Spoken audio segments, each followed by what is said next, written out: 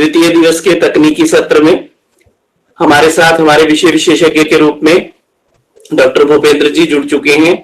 Sir, मैं आपका इस तकनीकी सत्र में हमारे विश्वविद्यालय, हमारे शिक्षण अधिगम केंद्र और हमारी परियोजना अध्यक्षा की प्रतिनिधित्व में आपका हार्दिक स्वागत एवं अभिनंदन करता हूं।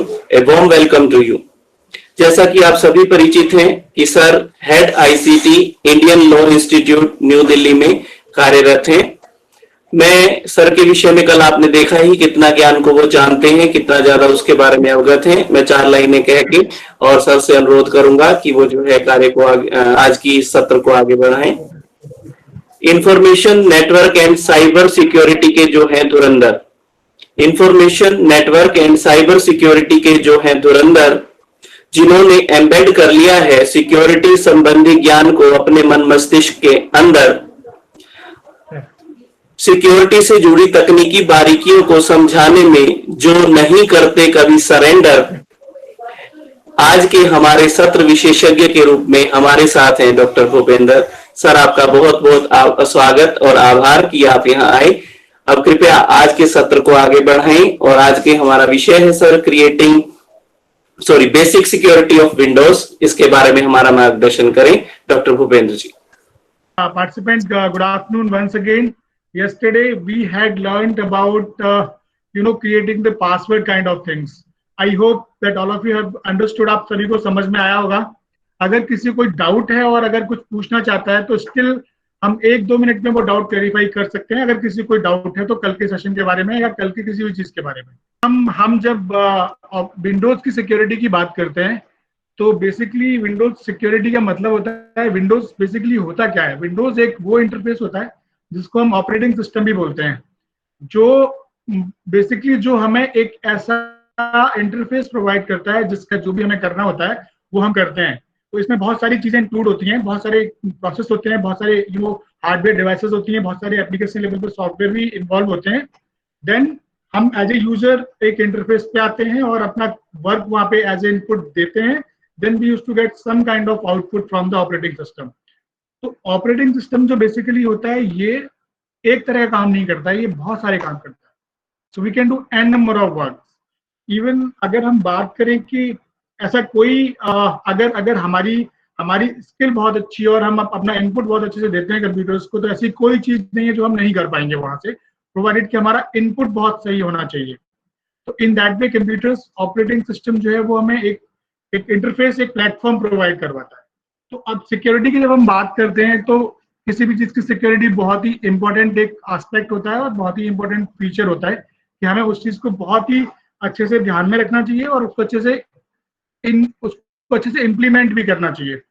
तो इम्प्लीमेंटेशन की बात को लेके हम बात करते हैं कि अगर हमने ऑपरेटिंग सिस्टम अपने कंप्यूटर पे इंस्टॉल किया, देयर आर 2 वेज। एक तो ये होता है कि हमारे पास हमारी मशीन आई, उसमें ऑपरेटिंग सिस्टम पहले से इंस्टॉल्ड है, और एक दूसरा वे ये होता है कि हमारे पास मशीन रॉ आ गई, ऑपरेटिंग सिस्टम हमने खुद से इंस्टॉल करना है, हमने किसी से इंस्टॉल करवाया है। तो इन दोनों चीजों में थोड़ा फर्क होता है और इन दोनों चीजों को हम देखते हैं कि हम किस तरह से इसकी सिक्योरिटी को कैसे डिफाइन कर सकते हैं। तो जैसा मैं समझ पा रहा हूँ कि most of the users they used to get the laptop with preinstalled Windows, maybe Windows 7, maybe Windows 8 और मे बी विंडोज 10 और any kind of version maybe. और जब हम ऑपरेटिंग सिस्टम की बात करते हैं तो मार्केट में बहुत सारे ऑपरेटिंग सिस्टम्स हैं। हम विंडोज पे बात करते हैं क्योंकि विंडोज बहुत ज्यादा यूजर फ्रेंडली होता है, हमें बहुत अच्छे आइकन्स के थ्रू चीजों को नेविगेट करता है, हमको समझ में आता है कि यस बहुत अच्छे से हम इसके साथ कम्युनिकेट कर सकते हैं। बट इसके अलावा मार्केट में और भी बहुत सारे ऑपरेटिंग सिस्टम्स हैं जो यूज में आते हैं। और अगर हम बात करें तो से फॉर एग्जांपल हमारे पास मैक ओएस होता है, हमारे पास लिनक्स के बहुत सारे वर्जन्स होते हैं। तो ये डिपेंड करता है यूजर की चॉइस पे, क्योंकि विंडोज जो ऑपरेटिंग सिस्टम है वो यूजर के साथ बड़ा फ्रेंडली होता है।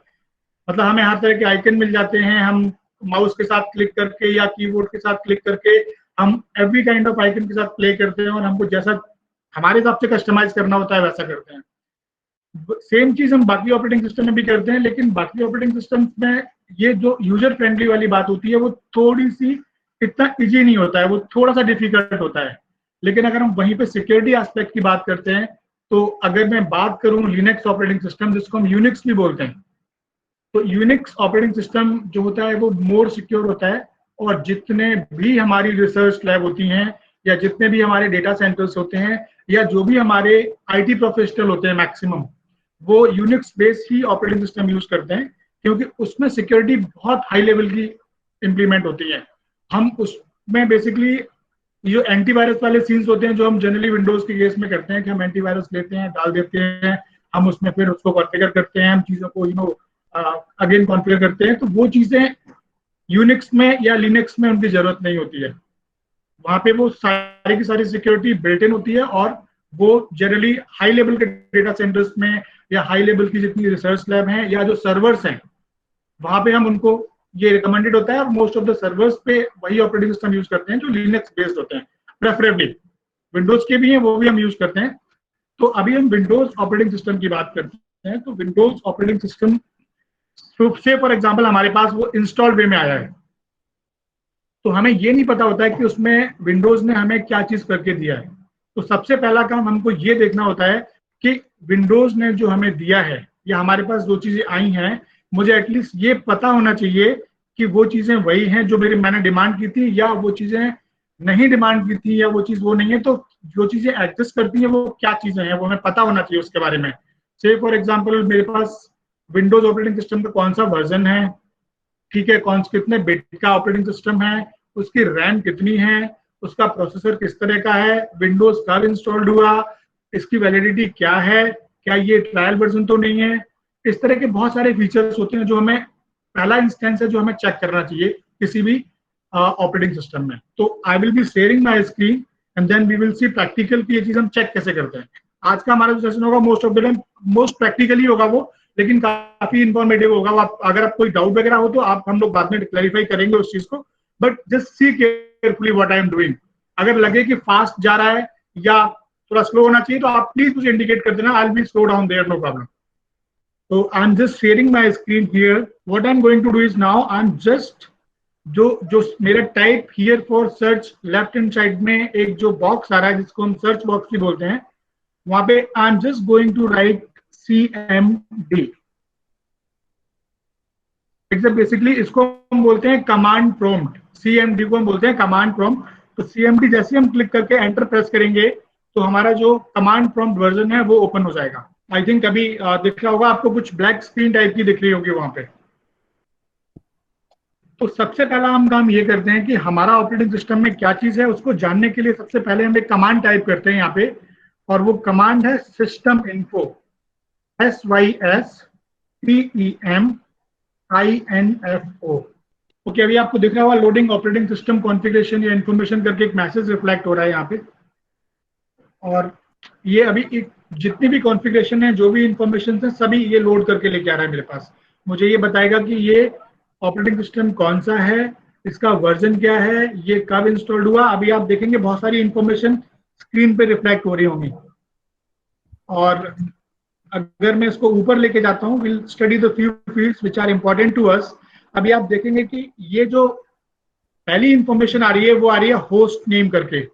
होस्ट नेम मतलब ये जो ऑपरेटिंग सिस्टम है वो किस इंसान के नाम पे रजिस्टर्ड है, उसका नाम है अभिनंदन। दूसरा फील्ड आ रहा है वहां पे, अगर आप देखेंगे तो ओएस नेम आ रहा है। पहला फील्ड था वो होस्ट नेम आ रहा था कि विंडोज जिस इंसान के नाम पे रजिस्टर्ड है उस इंसान का नाम अभिनंदन है। उसके बाद ओएस का जो नेम है, मतलब जो हमने विंडोज ली है वो विंडोज 10 का होम सिंगल लैंग्वेज वर्जन है। ये विंडोज 10 है, लेकिन विंडोज 10 में बहुत सारे फ्लेवर्स आते हैं। एंटरप्राइज वर्जन होता है, होम होता है, ऑफिस वर्जन होता है, और बहुत सारे वर्जन होते हैं। तो उसका ये जो बता रहा है मुझे कि ये होम एडिशन है उसका, और ओएस का जो वर्जन है वो 10.0.18362 समथिंग लाइक दिस। ये आपको जानने की जरूरत नहीं है, आपको इतना ही पता होना चाहिए कि यस मेरे पास जो विंडोज ऑपरेटिंग सिस्टम है वो होम एडिशन है और विंडोज 10 है। उसके बाद आपको दिखाता है कि जो ओएस कॉन्फ़िगरेशन है वो स्टैंड अलोन है, मतलब आपने जो विंडोज लिया है वो इसी लैपटॉप या इसी डेस्कटॉप पे वर्क करेगा, आप इस विंडो को शेयर नहीं कर सकते। जिस ओनर के नाम पे रजिस्टर्ड है उसका नाम, मतलब जब हम विंडोज इंस्टॉल करते हैं तो वो रजिस्ट्रेशन के लिए हमसे नाम पूछता है, यूजर कंसेंट जो नेम होते हैं वो यहाँ पे वो नाम रिफ्लेक्ट हो रहा है। उसके बाद उसका प्रोडक्ट आईडी भी आ रहा होगा, यू कैन से दैट अभी अगला जो एक टैब आ रहा है वो ओरिजिनल इंस्टॉल डेट आ रहा है कि इस कंप्यूटर में ये जो विंडो इंस्टॉल हुई थी वो किस डेट को इंस्टॉल हुई थी, तो वो डेट आपको रिफ्लेक्ट हो रही है, इट वाज इंस्टॉल्ड ऑन 28/9/2019 और टाइम भी आ रहा है। तो ये जो चीजें मैं आपको बता रहा हूँ ये क्यों इंपॉर्टेंट है, जब भी कुछ ऐसा साइबर फ्रॉड होता है या जब भी कुछ ऐसी चीजें कोई something is been wrong with your machine और कुछ ऐसा होता है तो सबसे पहले यही इंफॉर्मेशन चेक की जाती है, उसकी सबसे पहले हमें ऑपरेटिंग सिस्टम की हिस्ट्री को निकाला जाता है, तो ये चीजें वहां पे बहुत ज्यादा काम आती हैं। तो just for your information you must know कि ये कहाँ पे है। अभी सिस्टम बूट टाइम, मतलब सिस्टम अगर बूट हुआ है तो उससे पहले सिस्टम अभी बूट हुआ है, इससे पहले सिस्टम जो बूट हुआ था वो 10 अगस्त को बूट हुआ था, मतलब कि 10 दिन के बाद ये सिस्टम बूट हुआ है आज। Then it is showing that ये वर्जन कौन सा है, उसका सिस्टम का मॉडल दिखाएगा, फिर दिखाएगा कि प्रोसेसर जो है वो कौन सा प्रोसेसर है। तो processor is it is there, it is installed at 6 model 78 stepping 3 Genuine Intel 2304 MHz। ये प्रोसेसर का कंप्लीट वर्जन है, कॉन्फ़िगरेशन है, जो हमें पता होना चाहिए कि हमारे विंडोज में, हमारे ऑपरेटिंग सिस्टम में कौन सा प्रोसेसर इंस्टॉल्ड है। फिर ये इंस्टॉल्ड कहाँ पे है, विंडोज जो हमारी डायरेक्टरी है वो किस ड्राइव में इंस्टॉल्ड है। We can see that Windows directory is showing it is installed in the C drive and the folder's name is Windows. और उसकी जो सिस्टम डायरेक्टरीज होती हैं, जो सिस्टम पे जो सबऑर्डिनेट डायरेक्टरीज होती हैं, जो बाकी चीजों को लेके साथ में काम करती हैं, that all have been installed in system 32। तो विंडोज का जो सिस्टम 32 फोल्डर होता है वो बहुत ही इंपॉर्टेंट फोल्डर होता है, क्योंकि जितनी भी सिस्टम से कंसर्न फाइलें होती है वो सभी इसी फोल्डर में इंस्टॉल होती है। Now we will come down, will see few important things, not all. तो अवेलेबल फिजिकल मेमोरी अगर हम देख पाएंगे इसमें तो ये दिखा रहा है कि इसके अंदर जो रैम है, अवेलेबल फिजिकल मेमोरी ये कैश मेमोरी दिखा रहा है, और somewhere there is option of RAM also. अभी कहाँ पे है एक बार दिख जाएगा, अभी will see that. yes, it is showing that it's having a 4 GB of RAM. Virtual memory available is 3398 MB, so it's estimatedly it's somewhere around 4 GB. So we can say the RAM is 4 GB।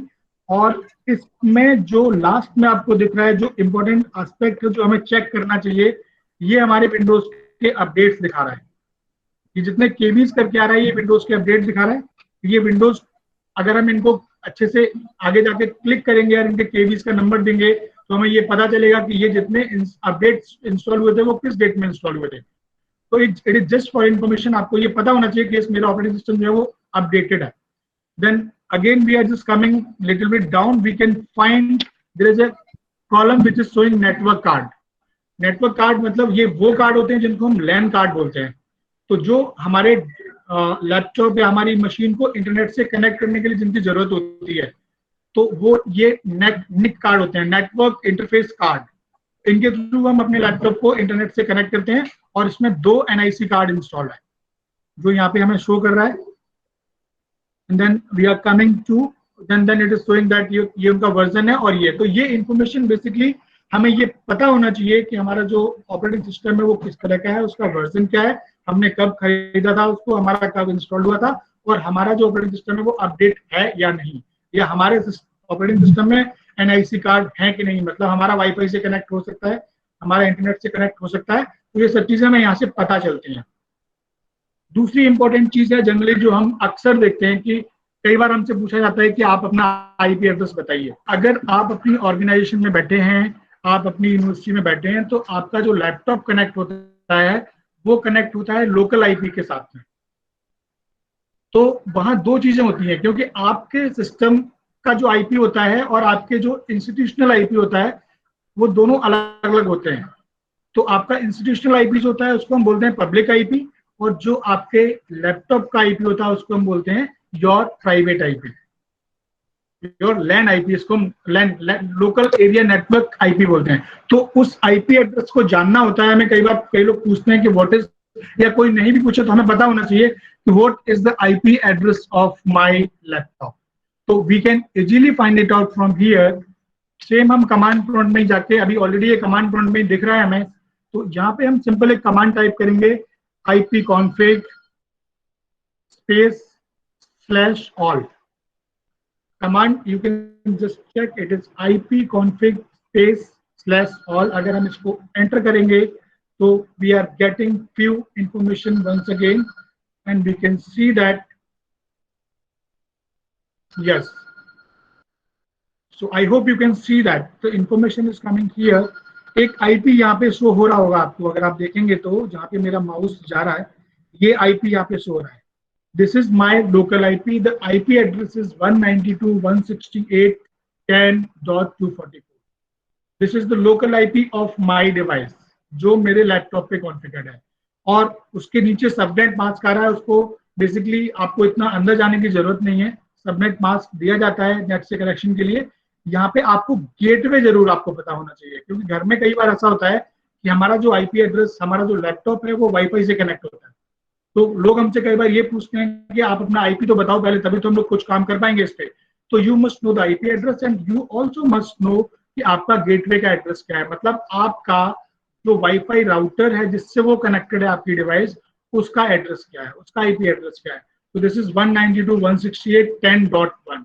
तो ये दो IP होते हैं जो important होते हैं, जो पता होना चाहिए। नाउ सिंस यहाँ पे कुछ और भी इंफॉर्मेशन आ रही है DNS सर्वर्स, और ये इतना आपको जानने की जरूरत नहीं है। दिस इज आपके लिए बस इतनी इंफॉर्मेशन पता होना चाहिए कि मेरा IP क्या है और मेरा गेटवे का IP एड्रेस क्या है। Now I am just coming out this command prompt kind of thing,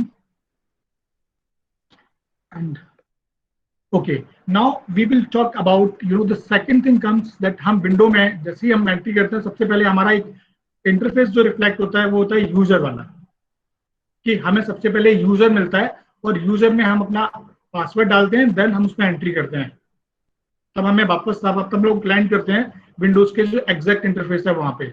तो यहाँ पे बहुत बड़ा ध्यान रखना होता है कि हम जो यूजर क्रिएट करते हैं या जो हमारा यूजर है उसका राइट क्या है, वो यूजर किस तरह का है, क्या वो एडमिनिस्ट्रेटिव यूजर है, क्या वो नॉर्मल यूजर है, या हम कोई डिफरेंट यूजर बना सकते हैं, बना के हम उसको डिफरेंट राइट भी दे सकते हैं। फॉर एग्जाम्पल मान लीजिए मेरा लैपटॉप है और मेरे लैपटॉप को कोई और भी यूज करता है, लेकिन मेरा कंसर्न ये है कि मैं इसको लैपटॉप यूज करने के लिए दे तो रहा हूँ, लेकिन मेरे लैपटॉप में कोई चेंजेस नहीं होने चाहिए, या ये मेरे लैपटॉप में कुछ समथिंग कुछ इंस्टॉल ना कर पाए या कुछ डिलीट ना कर पाए, some rights I want to protect with me. तो इन दैट केस आपको यूजर पे जाना होता है और यूजर पे जाके आपको यूजर का टाइप डिफाइन करना होता है कि आपको किस तरह का यूजर बनाना है। We will see the practical. तो होता क्या है, बेसिकली यूजर कई तरह के होते हैं। एक नॉर्मल यूजर होता है जो आपके लैपटॉप पे आएगा, लॉगिन करेगा, काम कर सकता है, और उसके यूजर में जो चीजें जो वो खुद क्रिएट करता है उनको तो वो डिलीट कर सकता है, लेकिन जो चीजें आपने क्रिएट की हैं या किसी और ने क्रिएट की हैं, जो एडमिनिस्ट्रेटिव के चीजें हैं, कुछ इंस्टॉलेशन करना है, कुछ डिलीट करना है, वो काम नहीं कर सकता। तो this is one of the most important security aspect जो हमें ध्यान में रखना चाहिए, क्योंकि हमारा लैपटॉप कई बार बच्चे भी यूज करते हैं और भी लोग यूज करते हैं, हम उनको दे देते हैं। तो उनके लिए हमें एक सेपरेट यूजर बनाना चाहिए। और हमें यूजर कैसे बनाना चाहिए? If you click on that particular icon, जब आपको दो तरह से यूजर का ऑप्शन मिलेगा आपके उसमें, अगर आप सर्च करेंगे तो यू कैन सी, अगर आप कंट्रोल पैनल पे जाएंगे, आपको ये जो अभी मैंने टाइप किया यूजर सिंपल, ये मुझे कंट्रोल पैनल पे लेके जा रहा है। कंट्रोल पैनल पे जाके अगर हम यूजर क्रिएट करेंगे तो वहां पे हमें दिक्कत होती है थोड़ी सी। I will show you. तो what I am going to do is I am just going to create few users, जिससे ये पता चलेगा कि एक्चुअली विंडो करता क्या है कि जब हम यूजर यहाँ पे टाइप करेंगे तो वो हमें जिस तरह के यूजर क्रिएट करने के लिए बोलेगा वो यूजर हमें कभी क्रिएट नहीं करना है। If you write here user, it will take you some user account. If you can see, it is going to my control panel now, और यहाँ पे आपको ऑप्शन दिख रहा है, आपको यहाँ पे एक अकाउंट दिख रहा है, यहाँ पे एडमिन लिखा है, लोकल लिखा है, और उसका रोल एडमिनिस्ट्रेटिव लिखा हुआ है। तो हम यहाँ से भी क्रिएट कर सकते हैं अपने यूजर्स को। मैनेज यूजर पे हम जाके मैनेज यहाँ पे click, if you go to manage another account, अगर क्लिक करेंगे तो यहाँ से भी हम यूजर क्रिएट कर पाएंगे। यहाँ पे एक ऑप्शन मिलता है add a new user in PC, लेकिन कभी भी हमको अपना यूजर यहाँ से क्रिएट नहीं करना है, क्योंकि ये वो यूजर है जो माइक्रोसॉफ्ट के थ्रू क्रिएट हो जाएगा। मतलब आप जो भी इंफॉर्मेशन यहाँ पे देंगे वो ऑटोमेटिकली माइक्रोसॉफ्ट को चली जाएगी। तो हमें इस चीज का विशेष ध्यान रखना है कि यूजर कभी भी क्रिएट करना है, लोकल यूजर हो चाहे वो एडमिनिस्ट्रेटिव यूजर हो, हमें कभी भी यहाँ से क्रिएट नहीं करना है। ये मैंने आपको दिखाया इसलिए कि sometime you may go with the search box, you may find such kind of thing कि हेल्प में जाके शायद कुछ मिल जाएगा और हम वहाँ कुछ कर पाएंगे, लेकिन यहाँ से कभी भी यूजर क्रिएट नहीं करना है। तो इसको मैं क्लोज कर रहा हूँ। और अब now how do we create the users now? So we just go to the I'll go to the my computers. Basically आपके डेस्कटॉप पे वो एक आइकन रहता है, ये मेरे वाले में नहीं है, तो I am just going to my PC and I am just going to click manage kind of thing. मैंने माई पीसी पे जस्ट राइट क्लिक किया है। राइट क्लिक करने पे मुझे कई सारे ऑप्शंस मिल रहे हैं, लेकिन मुझे चाहिए मैनेज, तो मैंने मैनेज को क्लिक किया। ये सभी के विंडोज 7 हो, विंडोज 8 हो या विंडोज 10 हो, सभी में ये इसी तरह से हमें प्रोसीड करना है। We have to right click on my computer icon, and then we have to click on the manage icon. Manage पे जब हम जाएंगे तो यहाँ बहुत सारे टैब्स नजर आएंगे हमको। तो यहाँ पे टास्क शेड्यूलर है, इवेंट व्यूअर है, शेयर्ड फोल्डर्स हैं और लोकल यूजर्स एंड ग्रुप है। तो यहाँ पे हमें लोकल यूजर्स एंड ग्रुप पे क्लिक करना है। तो जब हम क्लिक करेंगे उस पर तो हमें दो चीजें यहाँ नजर आएंगी, एक नजर आएगा यूजर्स और एक नजर आएगा ग्रुप्स। तो हमें क्रिएट करना है यूजर, तो हम will go to the user. अभी आप देखिए इस लैपटॉप में there are 6 users which are created. तो ये एक तरह का सिक्योरिटी लॉस है हमारे लिए, सिक्योरिटी हजार्ड एक तरह की, कि हमारे लैपटॉप में बहुत सारे यूजर्स नहीं होने की, people can enter from different directions also. तो हमें ये ध्यान रखना है कि हमको जितने यूजर्स की जरूरत है हमको उतने यूजर्स ही यहाँ पे रखने चाहिए। तो यहाँ पे पहला यूजर मुझे दिख रहा है admin. Now we can see there are 6 account which are there. तो ये नहीं होने चाहिए अनवांटेड अकाउंट्स। सिर्फ जो हमें चाहिए लिमिटेड एक एडमिनिस्ट्रेटिव अकाउंट जरूर होना चाहिए। ये बिल्ट इन अकाउंट होता है, इसमें आप कुछ कर नहीं सकते, आप इसको डिलीट नहीं कर सकते। उसके अलावा जो भी अकाउंट मैंने बनाया है, से फॉर एग्जाम्पल आप देखेंगे 2 अकाउंट्स तो ठीक है, उसके अलावा बाकी जितने भी अकाउंट्स हैं वहां पे एरो डाउन करके एक सिंबल नीचे हो रहा है सभी में। See this default account, यहाँ पे एक स्मॉल एरो है और वो डाउन की तरफ फेस कर रहा है। इसका ये मतलब है कि अकाउंट तो मेरा क्रिएटेड है, लेकिन वो अकाउंट जो है वो डिसेबल्ड है, वो इनेबल्ड नहीं है, वो यूज में नहीं है। लेकिन फिर भी मुझे उस अकाउंट को रखने की जरूरत नहीं है, तो मैं क्यों रखूंगा उसको? तो what I need to do is I just need to delete that account.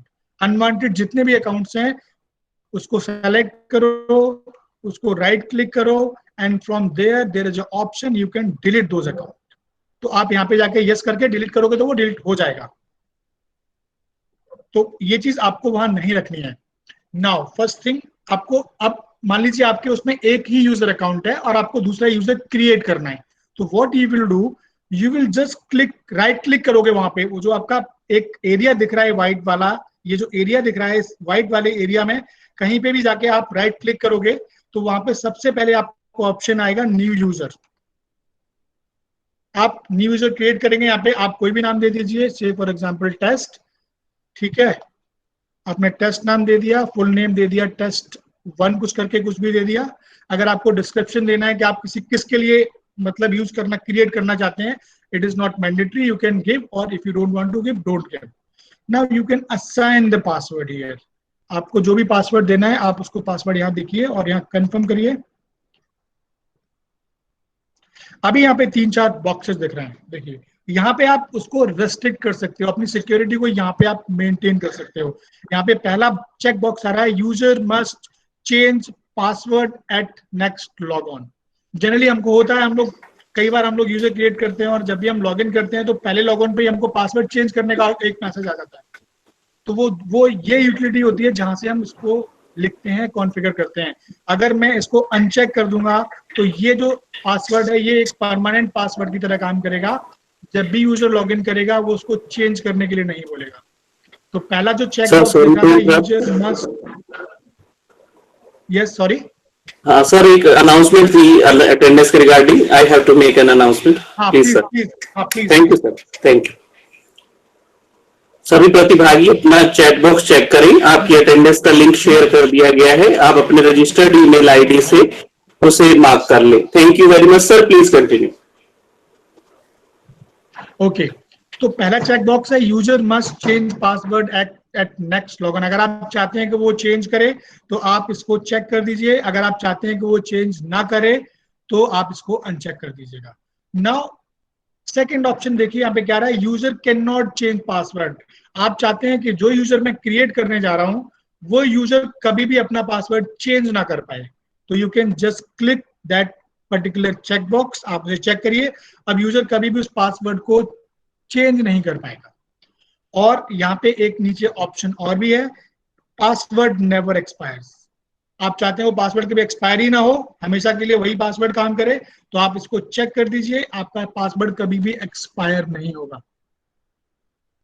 अभी अगर मैं क्रिएट करूंगा तो मेरा जो यूजर है वो क्रिएट हो जाएगा। आप देखेंगे ये टेस्ट यूजर क्रिएट हो गया है मेरे पास, मैंने उसका फुल नेम टेस्टवन दिया था, अभी ये यूजर क्रिएट हो गया है। अब अभी ये जो मेरा यूजर है it is in active state. अगर आप देखेंगे मैं आपको जो बोल रहा था कि एक स्मॉल एरो डाउन सिंबल आ रहा है कुछ कुछ यूजर्स पे, small icon is there, that icon is showing जितने भी यूजर्स हैं वो सारे के सारे डिसेबल्ड स्टेट में हैं। तो let me see, will see how we can disable the user. अब मैं चाहता हूं कि मैंने यूजर तो क्रिएट कर लिया ये, लेकिन मैं अभी इसको असाइन नहीं करना चाहता, मैं इसको डिसेबल करना चाहता हूं ताकि इस पर कोई वर्किंग हो ही ना पाए, वो कोई लॉगिन कर ही ना पाए। आई will just click right click. अगर मुझे फर्दर कोई पासवर्ड चेंज करना है तो पासवर्ड में चेंज भी कर पाऊंगा यहाँ पे। आई click on the set password, मुझे दोबारा चेंज करना है तो वो भी कर सकता हूँ। और अगर मुझे अब इसको डिसेबल करना है तो what I can also do many other things. मुझे रीनेम करना है तो मैं रीनेम भी कर सकता हूँ, इस यूजर को यहीं से मैं डिलीट भी कर सकता हूँ। Now I will go to the property kind of thing, same property kind of thing.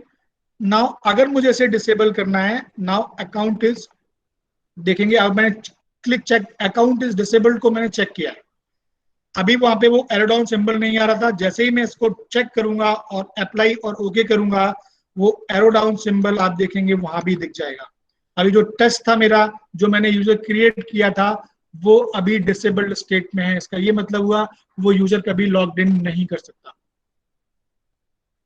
He can never log in to. Account रहेगा, अकाउंट वहां पे रहेगा लेकिन वो लॉग इन नहीं कर पाएगा। अभी मैं चाहता हूं कि ये जो यूजर है मेरा वो नॉर्मल यूजर क्रिएट किया था मैंने, इसको मैंने कोई राइट असाइन नहीं किए थे किसी तरह के। आप देखेंगे जैसे यहाँ पे एडमिनिस्ट्रेटर पे क्लिक हो रहा है, यहाँ दिख रहा है कि built in account for administrative purposes, मतलब he can perform all kind of administrative task whereas other users can not perform, because उनको वो राइट्स नहीं है, उनको राइट नहीं है कि वो एडमिनिस्ट्रेटिव वर्क कर पाए। तो अभी मैं क्या करूंगा, अब now I am going to give some rights to that user. अगर मुझे कुछ असाइन करना है तो लेट्स सी कि हम उसको क्या क्या राइट्स दे सकते हैं। तो सबसे पहले मैं इसको इनेबल करूंगा यूजर को, I have just enable that user, okay and then applied and then okay. Now I will again right click on that user, will go to the property, you will find an option, पहला tab general है, दूसरा member of. I hope it is visible to all of you, one of you please confirm. मुझे लगता है बीच में शायद कहीं ऐसा ना हो कि मैं बताऊं और वो आप तक कम्युनिकेट ना हो। हाँ जी sir, it is visible. Okay okay, now option is there member of, you know member of. अब आप इस यूजर को किसी एक पर्टिकुलर ग्रुप का मेंबर बनाने जा रहे हो। यू नो जब हमने ये काम किया था तो वहां पे यूजर्स के साथ में ग्रुप का ऑप्शन भी आया था, तो मैंने उस टाइम पे उसको टच नहीं किया था। वो जितने भी ग्रुप्स हैं वो यहाँ पे डिफाइन होते हैं और वही सारे के सारे ग्रुप्स मुझे यहाँ दिखते हैं। अगर मैं उनको चेक करूंगा, ये यूजर है मेरा जो मैंने क्रिएट किया, अब मैं इसको डिफरेंट ग्रुप्स मैंने बनाए हैं। फॉर एग्जांपल मैंने एक पावर यूजर बनाया है जिसको मैंने कुछ राइट्स दिए हैं, एक को मैंने प्योर एडमिनिस्ट्रेटिव बनाया कि इसके पास सारे राइट्स होने चाहिए। ऐसे मैं ग्रुप बना सकता हूं, अपने हिसाब से क्रिएट कर सकता हूं और उनको राइट्स भी असाइन कर सकता हूं। We will see that also अगर टाइम हमारे पास बचेगा तो, बट ये ज्यादा इंपॉर्टेंट है। अभी हम क्लिक करते हैं कि इस यूजर को मैंने ऐड पे क्लिक किया,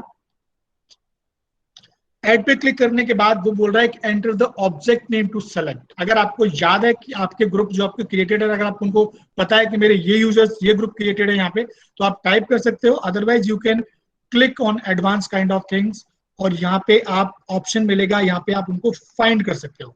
जैसे मैंने फाइंड नाउ क्लिक किया, you can see lots of groups are there which are populated in a separate box. मतलब एक मेरा एडमिनिस्ट्रेटर भी है, एक मेरा बैकअप ऑप्शन है, एक मेरा गेस्ट यूजर है, ऐसे करके मेरे पास बहुत सारे ग्रुप्स बने हुए हैं। बाय डिफॉल्ट ये बहुत सारे ग्रुप बने हुए आते हैं, विंडोज बाय डिफॉल्ट ये ग्रुप आपको बना के देता है, लेकिन अगर आपको खुद से कस्टमाइज भी करना है तो आप ये ग्रुप खुद से क्रिएट भी कर सकते हो। तो मोस्ट इंपॉर्टेंट थिंग होती है कि आपका यहाँ पे पावर यूजर है, फॉर एग्जाम्पल पावर यूजर है, बहुत सारे ग्रुप्स हैं, तो अगर मुझे उस पर्टिकुलर यूजर को पावर यूजर बनाना है या मुझे उस यूजर को मान लीजिए एडमिनिस्ट्रेटिव राइट ही देने हैं, तो मैं उसको सेलेक्ट करूंगा, मैं उसको ओके करूंगा, और ओके करने के बाद if I click okay and then apply and then okay, अगर अभी आप देखेंगे तो जो मेरा अकाउंट टेस्ट1 था इसको ऑटोमेटिकली एडमिनिस्ट्रेटिव राइट्स नजर आएंगे, आपको दिखेगा नहीं आपको यहाँ पे, लेकिन आप मेंबर पे क्लिक करेंगे तो यहाँ पे ऑलरेडी एडमिनिस्ट्रेटर शो हो रहा होगा। यूजर तो है ही वो, लेकिन हमने इसको एडिशनल राइट अभी एडमिनिस्ट्रेटर का भी दे दिया है। तो ये अभी यूजर जो है वो यूजर के साथ साथ एडमिनिस्ट्रेटिव वर्क भी परफॉर्म कर सकता है।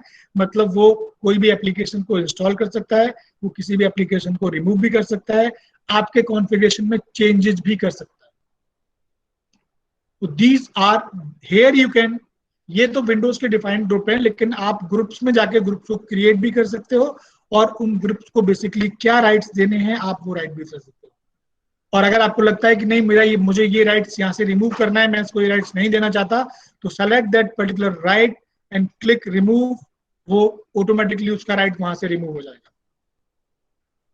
तो आपको जब भी यूजर क्रिएट करना है तो इस चीज का आपको विशेष ध्यान रखना है कि आप जो यूजर क्रिएट कर रहे हो किस तरह का क्रिएट कर रहे हो। बाय डिफॉल्ट यूजर जो क्रिएट करोगे आप वो नॉर्मल यूजर होगा, वो एडमिनिस्ट्रेटिव टास्क यानी कॉन्फ़िगरेशन चेंजेस वाले जो वर्क हैं वो शायद नहीं, वो करने का उसको परमिशन नहीं होगी। तो ये चीज थी अबाउट द यूजर जो हमने अभी चेक करी। अगर इसमें मैं ग्रुप की बात कर रहा था, आप ग्रुप में जाएंगे तो ग्रुप में बहुत सारे ग्रुप्स हैं, यहाँ जाके आप नया ग्रुप भी क्रिएट कर सकते हैं। अगर इन ग्रुप में जाएंगे राइट क्लिक करेंगे तो you will get the option of new group, आप बनाइए अपना ग्रुप, उसको राइट क्लिक करेंगे, उसकी बहुत सारे ऑप्शंस आपको नजर आएंगे, you can assign an number of permission to that complete group. क्योंकि ये हम पता है क्यों करते हैं, हमें इसे करने का रीजन इसलिए होता है कि मान लीजिए मैं एक एडमिनिस्ट्रेटर हूँ और मेरे पास 100 काइंड ऑफ यूजर्स हैं, मशीन है मेरे पास, तो मैं हर मशीन में वो राइट्स कॉन्फ़िगर नहीं करूंगा। व्हाट आई विल डू, मैं एक ग्रुप को कॉन्फ़िगर करूंगा और मैं एक ग्रुप को वो राइट्स दे दूंगा और उस पर्टिकुलर मशीन को उस ग्रुप का मेंबर बना दूंगा, तो वो राइट्स ऑटोमेटिकली इनहेरिट हो जाएंगे उस मशीन में जो राइट्स ऑलरेडी उस ग्रुप को असाइन किए गए।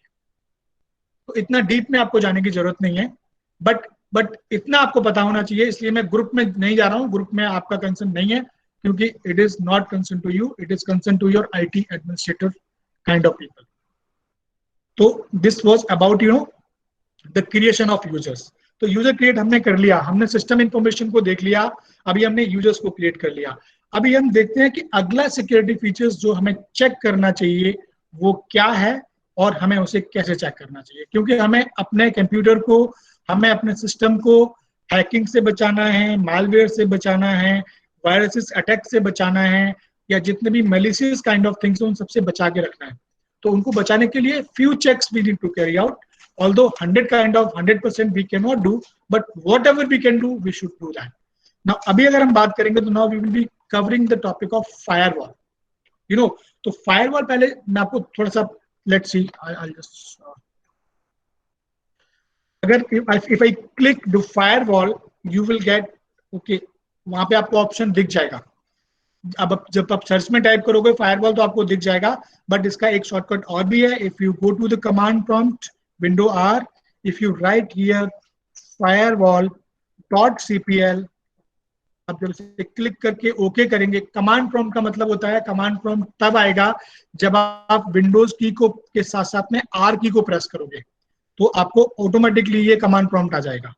कमांड प्रॉम्प्ट में जब आप ये कमांड, ये शॉर्टकट कमांड्स हम लोग यहाँ पे टाइप करते हैं, तो अभी हम लोग फायरवॉल को चेक करेंगे कि फायरवॉल जो है वो क्या काम करता है, उसका पर्पज क्या है, वो क्यों ऑन होना चाहिए और हम उसको किस तरह से कॉन्फ़िगर कर सकते हैं और अटैक्स को हम लोग कैसे बचा सकते हैं। तो अभी now I am going to the firewall, so it will take me to the firewall. Now I am just there at the firewall kind of thing. अभी अगर आप देखेंगे तो यहाँ बहुत सारे मुझे यहाँ पे हाइपर लिंक्स दिख रहे हैं मुझे। तो यहाँ पे एक ऑप्शन दिख रहा है मुझे प्राइवेट नेटवर्क, एक मुझे दिख रहा है गेस्ट नेटवर्क, कनेक्टेड है कोई नॉट कनेक्टेड है, ये सब चीजें मुझे दिख रही हैं। लेकिन सबसे पहले जो मुझे चेक करना चाहिए कि जो मेरा firewall is acting as a protective layer between your computers and outside network. आपका जो बाहर का पूरा www वेब है, जिसको हम इंटरनेट बोलते हैं, और आपका जो लैपटॉप है, उसके बीच में एक प्रोटेक्टिव दीवार की तरह, ये वॉल की तरह काम करता है। ये एक तरह का, ताकि बाहर की कोई चीज अपनी मर्जी से अंदर ना आए। मतलब आप जिसको परमिट करें वो तो अंदर आए, लेकिन अगर उसको लगता है कि ये चीजें मैलिशियस है या ये चीज अंदर नहीं आनी चाहिए, ये डाउटफुल है, तो वो चीज अंदर नहीं आनी चाहिए। उस चीज को हमें प्रोटेक्ट करना है। डिफरेंट काइंड ऑफ, चाहे वो रिक्वेस्ट के फॉर्म में अटैक्स हो, चाहे वो किसी भी तरह की रिक्वेस्ट आ रही हो, हमारे पास बहुत सारे पोर्ट्स होते हैं, बहुत सारी चीजें होती हैं। We will see some of them. तो सबसे पहला काम हमको ये करना है कि we have to check the Windows firewall, कि मेरी जो फायरवॉल है क्या वो ऑन है या ऑफ है। तो अब आप देखेंगे कि मेरी जो फायरवॉल है वो turn on Windows firewall, private network के लिए भी टर्न ऑन है और पब्लिक नेटवर्क के लिए भी टर्न ऑन है। प्राइवेट नेटवर्क वो नेटवर्क होता है जिस नेटवर्क में आप लोकली काम करते हो, आप अपने इंस्टीट्यूट या अपने यूनिवर्सिटी या अपने ऑफिस में लोकल एरिया नेटवर्क से कनेक्ट होते हो, तो वहां पे आपका private kind of things also works, क्योंकि सारी की सारी चीजें होती हैं वो यूटीएम डिवाइस से भी कनेक्ट होती हैं बहुत सारी। तो हम यूटीएम डिवाइस की भी कवरिंग नहीं करेंगे क्योंकि वो बहुत ब्रॉड हो जाएगा। तो अभी हमें ये चेक करना है कि फायरवॉल दोनों की दोनों टर्न ऑन होनी चाहिए। अगर आपने इसको टर्न ऑफ कर दिया तो इसका ये मतलब हो गया कि आपने अपने घर के दीवार से जो गार्ड को, घर के गेट से या मेन गेट पे जो गार्ड को बिठाया था, आपने उसको वहां से रिमूव कर दिया है और पूरा का पूरा पैसेज जो है वो ओपन हो गया है। Anybody can come, anybody can enter, anybody can do any kind of things. तो सबसे पहले हमें ये ध्यान रखना है हमेशा कि मेरी जो कंप्यूटर की विंडोज की फायरवॉल है, जो विंडोज ने मुझे दी है, ये वो फायरवॉल है जो विंडोज ऑपरेटिंग सिस्टम के साथ में आती है। ये हमें अलग से इंस्टॉल करने की जरूरत नहीं होती है, ये ऑपरेटिंग सिस्टम का पार्ट होता है और ये हमेशा ऑन होना चाहिए। तो मैं दोनों चीजों को हमेशा ऑन करूंगा और ऑन करके इसको मैं ओके करूंगा। ओके, नाउ ये हो गया पहला स्टेप जो आपको चेक करना है। नाउ अगर आपको लगता है कि नहीं, कुछ चीजें ऐसी होती हैं जिनको, क्योंकि firewall is a kind of software kind of thing, मतलब वो एक कोड वहां पे लिखा गया है। तो कई बार क्या होता है कि हम कुछ चीजों को अलाउ, हमें लगता है कि नहीं ये चीज हमें आनी चाहिए, हमारे पास हमें ये रिक्वेस्ट मिलनी चाहिए, लेकिन फायरवॉल उसको ब्लॉक कर देता है। मतलब वी वांट कि this should come to my browser और माय पीसी, बट फायरवॉल को लगता है कि ये मैलिशियस है, ये सस्पिशियस है, इसको ब्लॉक करता है। तो उस चीज को हम अलाउ कैसे करते हैं, वो चीज भी हम यहाँ पे कॉन्फ़िगर करते हैं। Let's see how we can allow and how we can deny. So if you click on the allow features through Windows Firewall, अभी आप देखेंगे ये आपको कुछ दिखा रहा है यहाँ पे। देखिए ये जितनी भी चीजें हैं ये इंस्टॉल्ड हैं इस लैपटॉप के अंदर, ठीक है। ये थोड़ा सा और इसको हम देखेंगे तो ये जितने भी एप्लीकेशंस हैं, कुछ इंस्टॉल्ड हैं, कुछ विंडोज के हैं, आप देख कुछ चेक हैं पब्लिक के लिए। मतलब ये प्राइवेट में अलाउड है, कुछ पब्लिक में अलाउड नहीं है, कुछ पब्लिक नेटवर्क पे अलाउड है, प्राइवेट पे अलाउड नहीं है, कुछ दोनों पे अलाउड है। तो अगर आपको लगता है कि ये 3D बिल्डर या ऐप इंस्टॉलर कोई ऐप है जो मैंने इंस्टॉल की है, मैं इसको, ये अभी मेरे यहाँ दोनों के लिए अलाउड है, मैं यहाँ पे किसी एक के लिए बंद करना चाहता हूँ, मुझे नहीं यूज करना है इसको, तो आप इसको यहाँ से भी अलाउ को चेकआउट करेंगे तो वो डिनाई ऑटोमेटिकली हो जाएगा, आप उसको वहां से ब्लॉक कर सकते हैं। या अगर आपको किसी और ऐप को भी अलाउ करना है तो यहाँ पे आप अलाउ अनदर ऑप जाएंगे, यहाँ क्लिक करेंगे, आप उसका पाथ देंगे जहां पे भी आपकी ऐप इंस्टॉल्ड है और आप उसको अलाउ भी कर पाएंगे। तो ये तो वो चीजें हैं जो आपके कंप्यूटर या आपके सिस्टम में इंस्टॉल्ड है, जिनको आप अलाउ या डिनाई करना चाहते हैं। लेकिन बहुत सारी चीजें ऐसी होती हैं जो आपके सिस्टम पे इंस्टॉल नहीं होती हैं। आप वेबसाइट के थ्रू जाते हो तो आपको ऑटोमेटिकली मैसेज आता है कि it has been blocked by the firewall, और आपके आईटी सिस्टम ने या किसी ने इसको ब्लॉक कर दिया, आपको एक्सेस नहीं है इस चीज का। तो बेसिकली वो काम जो होता है वो फायरवॉल का ही होता है। तो अगर हमें उस चीज को यहाँ पे देखना है और उसको हमें अलाउ करना है, तो see we will we can get those kind of thing. I'll just show you little bit, not much, because ये चीजें आपके ज्यादा कंसर्न नहीं है, बट आपको पता होना चाहिए. So what I did, I just click on the advanced setting. अगर आप देखेंगे तो विंडोज की फायरवॉल पे मैंने एडवांस को क्लिक किया था. एडवांस को क्लिक करने के बाद ये मुझे एक ऑप्शन आ रहा है, वो ऑप्शन में मुझे बहुत सारी चीजें दिख रही हैं, और मैं इसको थोड़ा सा बड़ा कर लेता हूँ. आपको पहला दिख रहा है इनबाउंड रूल्स. आपको एक ऑप्शन आ रहा होगा इनबाउंड रूल्स का. अब देखिए इनबाउंड रूल्स, वो यहाँ पे आप रूल डिफाइन कर सकते हैं. मान लीजिए कि आपको एक पर्टिकुलर सर्विस चाहिए. मान लीजिए आप IRCTC की वेबसाइट पे जा रहे हैं और आपको रिजर्वेशन करना है, लेकिन वो IRCTC की वेबसाइट आपकी फायरवॉल उसको ब्लॉक कर रही है. तो आप उसको यहाँ किस तरह से अलाउ कर सकते हैं? तो इनबाउंड ट्रैफिक वो ट्रैफिक होता है जो मेरे लैपटॉप को या मेरी मशीन को हिट करता है. आउटबाउंड रूल्स वो ट्रैफिक होता है जो मेरी मशीन से रिक्वेस्ट जा रही होती है. तो प्रोबेबली मैं ये नहीं चाहूंगा कि मेरी मशीन से कोई रिक्वेस्ट ना जाए. मतलब मैं खुद अगर कोई रिक्वेस्ट भेज रहा हूं तो मैं खुद नहीं चाहूंगा कि वो डिनाई हो जाए. इसलिए इस ऑप्शंस में अगर आप देखेंगे आउटबाउंड्स वाले में सारी चीजें अलाउड नजर आएंगी आपको. प्रोबेबली ओवरराइड का ऑप्शंस जो है वो डिफरेंट है, उसका पर्पस डिफरेंट है. अदरवाइज आपको everything will be allowed. Action में आप देखेंगे तो सब चीजें अलाउड हैं यहाँ पे, है ना, जितनी भी. इसका मतलब क्या है कि मेरे लैपटॉप से जो भी रिक्वेस्ट बाहर जा रही है वो बाय डिफॉल्ट अलाउड होनी चाहिए. अब किसी को मेरी रिक्वेस्ट एक्सेप्ट करनी है नहीं करनी है वो उसके एंड पे डिपेंड करता है. तो सेम चीज अगर मैं अपने एंड की बात करूं, मैं अपने इनबाउंड रूल्स की बात करूं कि मुझे यहां से, मान लीजिए ये बोंजोर सर्विस है, मुझे ये सर्विस एक्सेप्ट नहीं चाहिए. आई डोंट वांट कि ये मुझे इसको बंद करना है. तो आप इसको यहाँ पे क्लिक करके यू कैन अलाउ और यू कैन डिनाई ऑल्सो. आपको यहाँ आपने क्लिक किया, आपको यहाँ पे ऑप्शंस भी आ रहा होगा, अलाउ द कनेक्शंस, यहाँ पे ब्लॉक द कनेक्शन भी आ रहा होगा नीचे. आप यहाँ बहुत सारी चीजें हैं, बहुत सारे आइकन्स बने. अगर आप देखेंगे तो हम उन आइकन्स में ज्यादा डीप नहीं जाएंगे क्योंकि वो हमारे लिए नहीं है बहुत ज्यादा. लेकिन हमें इतना पता होना चाहिए कि अगर कोई सर्विस हमारी ब्लॉक है, समटाइम ऐसा होता है कि you have not been given the access, locally access कई बार ब्लॉक हो जाता है. तो उन चीजों को हम यहाँ पे आके चेक कर सकते हैं. वहां देखेंगे क्या ये ब्लॉक्ड है. अगर ये ब्लॉक्ड है तो हम इसको अलाउ कर सकते हैं, और अगर हमको नहीं चाहिए तो हम इसको यहाँ से ब्लॉक द कनेक्शन भी कर सकते हैं, तो वो ब्लॉक हो जाएगी. I think is it clear to all of you? और बहुत ज्यादा डीप नहीं जाएंगे. It is just to show you कि फायरवॉल में आपको चेक क्या करना है. पहली चीज आपको चेक करनी है कि आपकी फायरवॉल पब्लिक नेटवर्क के लिए और प्राइवेट नेटवर्क के लिए ऑन होना चाहिए. दूसरा काम आपका, अगर आप चाहते हैं कि आपको कुछ चीजें रिक्वेस्ट नहीं आ रही हैं, आप नहीं कर पा रहे हैं, तो आप उनको कैसे चेक कर सकते हैं, कैसे अलाउ कर सकते हैं और कैसे डिनाई कर सकते हैं. तो inbound rules and outbound rules.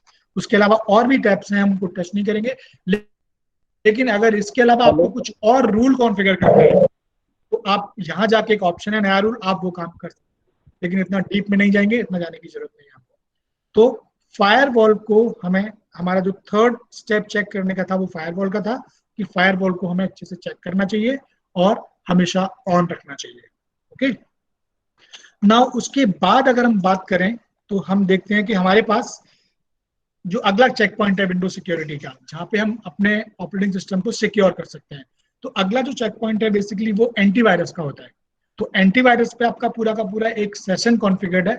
तो ब्रॉडली हम लोग वहां डिस्कस करेंगे, लेकिन थोड़ा सा मैं यहाँ टच करूंगा आपको कि अगर कोई एंटीवायरस आपके कंप्यूटर में इंस्टॉल्ड है तो वो एक एंटीवायरस भी आपके फायरवॉल की तरह एक्ट करता है. उसमें भी फायरवॉल के ऑप्शंस होते हैं, उसमें भी IPS इंट्रूजन प्रिवेंशन सिस्टम होता है, और बहुत सारे malware detections, virus detections, threat protections. आजकल जितने भी एंटीवायरसेस आ रहे हैं, रैंसमवेयर प्रोटेक्शंस, तो डिफरेंट काइंड ऑफ अपडेट्स के साथ वो आते हैं. तो आपका जो एंटीवायरस है उसमें आपको चेक क्या करना है, आपका एंटीवायरस पहली चीज तो वो कंप्लीटली अपडेट होना चाहिए. अगर if I have some kind of antivirus, because ये मेरा लैपटॉप नहीं है, but I will check whether it is there. Yes, एक लैपटॉप यहाँ पे एक एंटीवायरस मुझे दिख रहा है. तो आप देखेंगे यहाँ पे एंटीवायरस में बहुत सारे ऑप्शंस आते हैं. आपका कोई भी एंटीवायरस हो सकता है. ये बाइट फेंस है, आपके पास क्विकिल का हो सकता है, किसी के पास और बहुत सारे मार्केट में अवेलेबल है. तो कोई भी है, तो सबसे पहले आपको देखना है कि क्या आपका एंटीवायरस, क्योंकि ये आप देखेंगे यहाँ पे ना मुझे ऑप्शन दे रहा है बाय नाउ और एक्टिवेट का. इसका मतलब ये ट्रायल वर्जन या फ्रीवेयर वर्जन है जो किसी ने इंस्टॉल किया होगा. तो पहली चीज तो ये ऐसा नहीं होना चाहिए आपके लिए। आप जब भी एंटीवायरस यूज करेंगे आप कभी भी फ्री वाला डाउनलोड नहीं करेंगे, क्योंकि आपको नहीं पता कि वो फ्री वाला जो एंटीवायरस है उसमें एंटीवायरस तो होगा ही होगा, there can be an number of script जो आपके डेटा को, जो आपके की लॉगिंग को, जो आपकी एक्टिविटी को रिकॉर्ड भी कर सकती हैं और कंसर्न पर्सन को ईमेल भी कर सकती हैं। आपको नजर आएगा वो एंटीवायरस मुझे फ्री मिल गया, काम भी कर रहा है, अच्छा, लेकिन उसके साथ हैकर्स क्या करते हैं जनरली, वो कुछ स्क्रिप्ट ऐड कर देते हैं, कुछ चीजों को वो ऐड कर देते हैं, कुछ मैलिशियस कोड भी ऐड कर देते हैं, जिससे क्या होता है कि आपकी सारी एक्टिविटीज वॉच करते हैं वो, और उनको लगता है कुछ something you are doing special kind of thing, वो रिकॉर्ड करते हैं और सारी की सारी वो ऑटोमेटिकली बैकएंड पे ईमेल होता रहता है, आपको पता नहीं चलता है। तो कभी भी आपको फ्रीवेयर वाला एंटीवायरस इंस्टॉल नहीं करना है। It is hardly costing for a year may be 600 may be 1000। तो आप उतना जब तक उतना एक्सपेंस करके, उतना खर्च करके उसको खरीदिए, और खरीद करने के बाद आप चेक करिए कि आपका जो प्रोटेक्शन है प्रॉपर है कि नहीं, आपका जो एंटीवायरस है वो प्रॉपर अपग्रेड है कि नहीं। आप स्कैन भी कर सकते हैं सिस्टम को, उसके थ्रू सिस्टम स्कैन करके वो बताएगा कि यहाँ पे बहुत सारे ऑप्शंस भी आते हैं, फुल सिस्टम स्कैन कर सकते हो, क्विक स्कैन कर सकते हो, फाइल्स एंड फोल्डर्स को स्कैन कर सकते हो। तो ये डिपेंड करता है आपकी आपकी चॉइस किस तरह की है, आप जैसे चाहे वैसे कर सकते हैं, लेकिन रिकमेंडेड ये है कि आपको 15 दिन के अंदर अपने सिस्टम को कंप्लीट स्कैन करना चाहिए, फुल स्कैन करना चाहिए। तो it is recommended to all users कि आप 15 दिन के अंदर अपने सिस्टम को एक बार कंप्लीट स्कैन करो। तो वो यहाँ पे एक्टिवेट, आपका एंटीवायरस एक्टिवेट होना चाहिए, आपका एंटीवायरस अपडेट होना चाहिए। ठीक है, ओके, बस इतना कवर करेंगे एंटीवायरस में। यही देखेंगे कि एंटीवायरस इंस्टॉल है, अपडेटेड है, और उसके सारे के सारे फीचर्स जो हैं वो स्कैनिंग हम कैसे करते हैं वो सब चीजें हमें ध्यान रखनी है। Now we are coming to our few notification kind of thing. हम जनरली देखा जाता है लोग बड़े परेशान होते हैं इस चीज से कि जैसे ही वो लैपटॉप को लॉग इन करते हैं उनको साइड में बहुत सारे मैसेजेस आना स्टार्ट हो जाते हैं, और उनको पता भी नहीं चलता है कि वो कहते हैं कि ब्राउजर हमने ऑन किया नहीं है, और ये पता नहीं कौन कौन से एडवर्टाइजमेंट के मैसेजेस आने स्टार्ट हो जाते हैं, तो जो काफी इरिटेट करते हैं हमें। We don't like all those kind of messages but we are not able to find it out को मैसेज कहाँ से आ रहे हैं। जैसे अगर आप देखेंगे तो यहाँ पे ना क्लिक करेंगे तो यहाँ पे 2 नोटिफिकेशन मुझे दिख रहा है, तो ये विंडोज के नोटिफिकेशन दिख, लेकिन इसके साइड में बहुत सारे और नजर आएंगे, बहुत सारे यूजर्स ने ये फेस भी किया होगा। तो इन चीजों को हमें नोटिफिकेशंस को कैसे बंद करना चाहिए और वो नोटिफिकेशन को कहाँ पे मिलेंगे वो हमें देखना है यहाँ पे। What we will do, we will just go to the setting. अगर हम सेटिंग को क्लिक करेंगे तो सेटिंग में यहाँ पे एक ऑप्शन आपको नजर आ जाएगा, विंडोज अपडेट एंड सिक्योरिटी का भी आएगा, और एक सेटिंग का ऑप्शन। लेट्स सी, यहाँ पे हमें ये देखना है कि हमारा जो विंडोज है वो अपडेट है कि नहीं। तो यहाँ से हमें विंडोज, यहाँ से भी हम विंडोज चेक कर सकते हैं। अगर आप देखेंगे तो ये विंडोज अपडेट की स्टेट में है। आप देखेंगे केबी इंस्टॉल हो रहा है, यहाँ पे देखिए आप, मैंने आपको सिस्टम इन्फो में केबी दिखाया था कि जो केबी की फॉर्म में हॉट फिक्स अपडेट होते हैं। तो अभी यहाँ पे केबी 4093119 इंस्टॉलेशन मोड में है और ये 90% इंस्टॉल हो गया है। तो यहाँ से आप ये भी चेक कर सकते हैं कि आपका जो विंडोज है वो अपडेट है कि नहीं, ये भी आपको चेक करना होता है। Now I'll see that notification kind of thing. हाँ, ये सिस्टम के अंदर जाएंगे तो यहाँ पे एक नोटिफिकेशन करके एक टैब आएगा।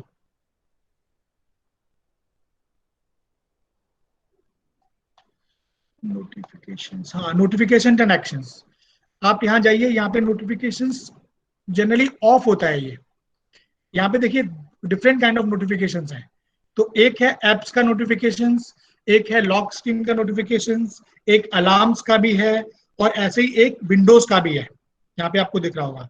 तो ये नोटिफिकेशन हमेशा आपका ऑन होना चाहिए। अगर आपने इसको ऑफ कर दिया तो you will be getting lot of unwanted notifications, आपको पता भी नहीं चलेगा ये कहाँ से मैसेज आ रहा है। तो आप इसको प्लीज जरूर चेक करिए। जो भी आपको लगता है कि आपके कंसर्न चीजें नहीं है, बाकी चीजें आप ऑन रखिए क्योंकि ये रिकमेंडेड है। एप्स का ऑन रखिए, लॉक स्क्रीन का ऑन रखिए, अलार्म्स का भी ऑन रखिए, लेकिन जो विंडोज कंसर्न है, when you use the Windows you get tips kind of things, lot of advertisement kind of things, ये आपको ऑन रखना पड़ेगा। तो आपको जितने भी नोटिफिकेशन है वहां नजर नहीं आएंगे। लेकिन ये नोटिफिकेशन ब्राउजर के थ्रू भी आते हैं, जिनको हम ब्राउजर से भी स्टॉप कर सकते हैं। लेकिन वो डिफरेंट होते हैं, वो ये नहीं होते हैं, वो इसके अलावा होते हैं। Okay, so this was about notification kind of things and Windows update. तो विंडोज अपडेट भी आपको चेक करना है और नोटिफिकेशन को वहां पे चेक भी करना है। नाउ कई बार क्या होता है कि हमारा जो लैपटॉप होता है हमको पता ही नहीं चलता, हम लोग शॉर्टकट पे जाके क्लिक करते हैं कि हमें वाईफाई से कनेक्ट करना है। अगर वाईफाई हमको दिखता है तो हम कनेक्ट कर पाते हैं। बहुत बार ऐसा होता है कि हमको वाईफाई का सिंबल नहीं दिखता है, तो हम समझ जाते हैं कि हमारे लैपटॉप में या मशीन में कोई प्रॉब्लम है। जनरली ऐसा होता नहीं है। तो वो चीजें होता क्या, बैकएंड से वो स्टॉप हो जाती हैं, डिसेबल्ड हो जाती हैं। तो वो चीजें आपको यहाँ पे दिखती नहीं है। अगर आप देखेंगे यहाँ पे सिंबल नजर आता है, अगर मेरा माउस जहाँ पे है वहां लिख रहा है कि वाईफाई वायरलेस GSM2, ये मेरा वाईफाई है। तो अभी मान लीजिए आपको नहीं दिखे, ये बहुत बार ऐसा आपको वाईफाई नहीं दिखता है, तो what you can do in order to check that icon or in order to check that service, you can just go to the command prompt. I'll press the Windows R key and I will just write a simple command ncpa.cpl. ये सारी जितनी command है मैं short लिख रहा हूँ, लेकिन आपको ये सारी की सारी कमांड कंट्रोल पैनल में भी दिख जाएंगी, तो आपको याद करने की जरूरत नहीं है। If you go to the control panel, वहां पे आपको नेटवर्क लैन की सेटिंग में सब दिख जाएगा। तो मैं, क्योंकि मेरे पास टाइम थोड़ा कम है, तो मैं आपको मेन चीजें दिखाना चाहता हूँ जो आपको चेक करनी चाहिए, जो आपको पता होना चाहिए। तो अगर मैंने इसे क्लिक किया तो यू कैन सी दैट कि मैंने जब सिस्टम इन्फो चेक किया था तो वो दूसरा लैपटॉप था जिसमें मैंने ये बताया था कि इसमें NIC कार्ड 2 लिस्टेड हो रहे थे, 2 NIC कार्ड वो लिस्टेड। लेकिन मैंने अभी ये लैपटॉप चेंज किया है तो यहाँ पे आपको 4 NIC कार्ड लिस्टेड हो रहा है, 1 2 3 4। तो जो 4th वन है वो आपका वाईफाई कार्ड है। तो अगर कई बार, जैसे फॉर एग्जांपल आप देखेंगे यहाँ पे जो मेरा 3rd लैंड कार्ड है, बेसिकली ये जो कार्ड, बाकी जो कार्ड है, ये पहला जो कार्ड है वो ब्लूटूथ से कनेक्ट करने के लिए होता है कि आप ब्लूटूथ से कनेक्ट करते हैं, आप चाहे ईयरफोन कनेक्ट करें या कोई और डिवाइस कनेक्ट करें। सेकेंड जो ऑप्शन होता है वो मेरी नेटवर्क केबल, कई बार हम केबल से भी इंटरनेट चलाते हैं और लैपटॉप में वो नेटवर्क केबल आती है, वो इंसर्ट करते हैं। तो वो जब इंसर्ट होती है तो मेरा ये वाला नेटवर्क कार्ड काम करता है, यहाँ पे लिखा होता है नेटवर्क केबल अनप्लग्ड। तो मैं अभी वाईफाई की सेटिंग को चेंज नहीं करूंगा, लेकिन मैं आपको ये बताना चाहूंगा कि अगर आपको वो नहीं दिख रहा है तो कई बार यहाँ से वो डिसेबल्ड हो जाता है। अगर मान लीजिए इसी को मैं क्लिक करूं, इफ आई गो टू, तो यहाँ पे मुझे एक ऑप्शन आता है डिसेबल्ड। अगर मैं डिसेबल्ड को यहाँ से कर दूंगा तो वो आपको वहां पे नहीं दिखेगा। तो आपको ये चेक करना है कि अगर मेरा वाईफाई मुझे नहीं दिख रहा है तो क्या वो सेटिंग्स में जाके डिसेबल्ड तो नहीं है। तो अगर डिसेबल्ड है तो मुझे वहां पे उसको अनेबल करने की जरूरत है। और यहाँ पे एक छोटी चीज और भी मैं आपको बता दूं कि यहाँ पे कई बार जैसे मैंने आपको बताया था कि मेरे सिस्टम का IP एड्रेस क्या है, तो वो सिस्टम का IP एड्रेस मैंने कहीं तो असाइन किया था जो मुझे वहां दिख रहा था। तो वो IP एड्रेस हम सिस्टम को यहीं पे असाइन करते हैं, वो मैं आपको यहाँ पे दिखा देता हूँ। वाईफाई वाले केस में same kind of option you will get in all 4 icons. I go to the WiFi kind of things, I click on the property, और प्रॉपर्टी पे क्लिक करने के बाद मुझे बहुत सारे यहाँ पे ऑप्शंस नजर आते हैं। तो मैंने यहाँ पे एक TCP/IP IPv4, शायद आपको पता होगा, देयर आर 2, अभी IPv4 यूज करते हैं, IPv6 भी लॉन्च हो गया है, तो उतना जाने की जरूरत नहीं है डीप में। तो IPv4 को जब आप क्लिक करेंगे और प्रॉपर्टीज को क्लिक करेंगे तो यहाँ पे आपको IP एड्रेस सारे शो हो जाएंगे। ये वही IP एड्रेसेस हैं जो सिस्टम इन्फो में, जब मैंने IP-config/all करके कमांड को रन किया था तो आपको दिख रही थी वो सारी की सारी सेटिंग्स। तो ये वो सेटिंग्स यहाँ से उठ के वो वहां जाती हैं। तो अगर आपको कभी ऐसा लगता है कि आपको IP एड्रेस खुद से डालना पड़ जाए, ठीक है, तो आप यहाँ जाके आराम से डाल सकते हैं। तो जो पहला कॉलम होता है वो IP एड्रेस का होता है, दूसरा कॉलम सबनेट मास्क का होता है। सबनेट मास्क में आप कुछ मत करिए, क्योंकि बाय डिफॉल्ट यहाँ पे जो आ रहा हो आप उसको वही रहने दीजिए। डिफॉल्ट गेटवे वो होता है जो आपका राउटर जिससे आप कनेक्ट होते हो, जो आपका ISP प्रोवाइडर होता है, इंटरनेट सर्विस प्रोवाइडर, जिससे आप इंटरनेट की सर्विसेज को यूज करते हैं। बाकी जो 2 एंट्री होती हैं वो DNS की होती हैं। DNS is basically nothing but DNS is known as the domain naming system. Basically होता क्या है, जब हम लोग www.google.com टाइप करते हैं तो बेसिकली google.com कुछ नहीं होता है, उसके पीछे एक IP एड्रेस होता है। तो ये जो DNS सर्वर है ये वही काम करता है कि आपने जो google.com टाइप किया है उसको ऑटोमेटिकली वो IP में कन्वर्ट करता है और आपकी रिक्वेस्ट को आगे फॉरवर्ड करता है। तो डीएनएस एंट्री देना बहुत जरूरी है। अगर आपने डीएनएस एंट्री नहीं दी है तो आप www कुछ करके लिखेंगे तो आपकी रिक्वेस्ट आगे नहीं जाएगी और आपको कोई वेब पेज नहीं हो पाएगा। तो ये भी आपको ध्यान रखना है, आपका डीएनएस होना चाहिए। बाय डिफॉल्ट डीएनएस बहुत सारे हैं, गूगल्स के बहुत सारे हैं, आपको मिल जाएंगे, आप गूगल करेंगे तो भी बहुत सारे मिल जाएंगे, but it is just for your knowledge कि बेसिकली ये सेटिंग्स होती कहाँ पे हैं, इनका पर्पज क्या होता है और हम इनको कैसे कॉन्फ़िगर कर सकते हैं। तो this is something about configuration the IP addresses. Now कई बार ऐसा होता है कि हम बहुत सारे प्रोग्राम्स को इंस्टॉल भी करते हैं और अनइंस्टॉल भी करते हैं। ये बहुत ही थोड़ा सा कॉम्प्लिकेटेड टास्क होता है। हम इंस्टॉलेशन और अनइंस्टॉलेशन जो भी करते हैं हमको बहुत ही चेक करके करना चाहिए। ऐसा नहीं है कोई भी प्रोग्राम हमने डाउनलोड किया और हमारा मन कर रहा है और हमने उसको इंस्टॉल कर दिया, ऐसा नहीं होना चाहिए। प्रोबेबली आप अच्छे से उसकी इंटीग्रिटी को चेक करें। आप बहुत सारी वेबसाइट्स हैं, we will be covering that in the next lecture की वो वेबसाइट्स क्या है, हम इसे कैसे चेक कर सकते हैं कि जो प्रोग्राम हमने जो एप्लीकेशन हमने डाउनलोड किया है कि वो ऑथेंटिकेटेड है कि नहीं, वो सही है कि नहीं, कोई प्रॉब्लम तो नहीं है इसमें। वो चेक करने के बाद then we will be installing such kind of applications और सॉफ्टवेयर। लेकिन अगर हमें अनइंस्टॉल करना पड़ जाए बाई चांस तो हम लोग कंट्रोल पैनल में जाके उनको अनइंस्टॉल भी करते हैं, बट उसका एक शॉर्टकट भी है। अगर आप लिखना चाहेंगे तो I just show you, you can go to appwiz.cpl appwiz.cpl. if you click that, click that, you will be landing to your all installed programs. आप देखेंगे यहाँ पे दो तीन टैब्स नजर आते हैं आपको। ये हमारे इंस्टॉल्ड प्रोग्राम्स हैं जो मेरे लैपटॉप में इंस्टॉल्ड है। मुझे किसी को अनइंस्टॉल करना पड़े या मैं किसी को अनइंस्टॉल करना है तो मैं कुछ नहीं करूंगा, I just go to that particular application. Say for example ये वन ड्राइव अनइंस्टॉल करना है, इसको क्लिक करूंगा, राइट क्लिक करूंगा, वो ऑटोमेटिकली मुझे अनइंस्टॉल का ऑप्शन मिल जाएगा, अनइंस्टॉल मैं कर दूंगा। लेकिन हमको बहुत ध्यान रखना है कि इंस्टॉलेशंस और अनइंस्टॉलेशंस बहुत ही चेक करके करना है, क्योंकि आपकी बहुत सारी इंफॉर्मेशन इन चीजों से लिंक्ड होती है। क्योंकि जब भी अनइंस्टॉल होंगी तो उससे जितनी भी लिंक चीजें होंगी वो सारी की सारी अनइंस्टॉल हो जाएंगी। तो आप please you have to take proper backup, you have to do lots kind of exercise kind of things. वो सब आपको देख के तभी आपको ये सब चीजें करनी होती है, अदरवाइज आप उनको नहीं श्योर है तो बिल्कुल मत करिए। लेकिन यहाँ से आप उनको चेक कर सकते हैं। लेकिन आपको अपडेट चेक करना है कि मेरे कंप्यूटर्स में कितने अपडेट इंस्टॉल्ड हैं, तो आप यहाँ से उनको भी चेक कर पाएंगे। I just click on the updates. आप देखेंगे मेरा कंप्यूटर्स, मेरा लैपटॉप क्या लेटेस्ट अपडेट है कि नहीं। आप देखेंगे 18 अगस्त की डेट में ये सारे अपडेट्स हुए हैं।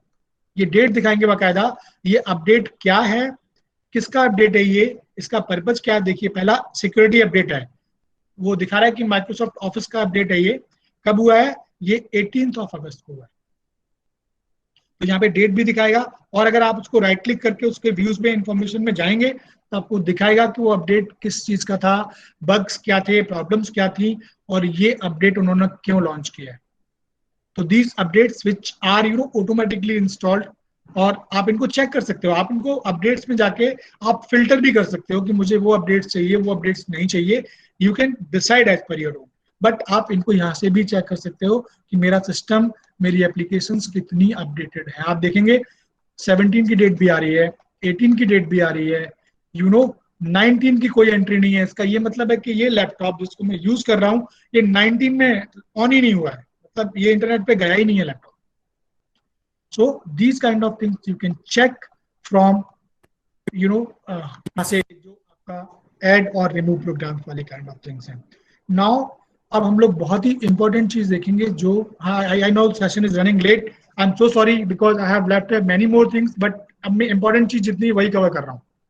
तो नाउ वी विल सी कि मान लीजिए कई बार ऐसा होता है कि आप सिस्टम पे काम कर रहे हैं और आपके लैपटॉप में कोई प्रॉब्लम आ जाती है, आपका लैपटॉप ऑन नहीं होता है, या आपके डेटास वगैरह जो हैं वो डिलीट हो जाते हैं, आपको पता ही नहीं चलता है वो कहाँ गई। तो now we will be just see कि हम अपनी चीजों का बैकअप कैसे ले सकते हैं, बैकअप को हम स्टोर कहाँ कर सकते हैं, और अगर कोई प्रॉब्लम है तो उस बैकअप को फर्दर हम रिस्टोर कैसे करते हैं। ये बहुत ही इंपॉर्टेंट चीज है जो आपको आपके सिस्टम में हमेशा कॉन्फ़िगर करके रखना चाहिए। नाउ लेट्स सी, Okay,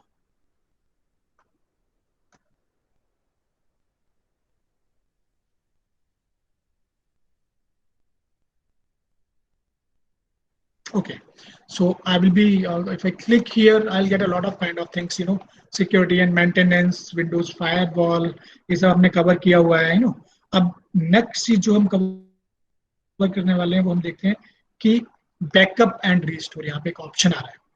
ये बहुत ही इंपॉर्टेंट ऑप्शन है जिसको हमेशा, मुझे पता है 80% लोग इसको कॉन्फ़िगर नहीं करते हैं और जब कोई प्रॉब्लम होती है तो उनको उनकी फाइलें नहीं मिलती हैं।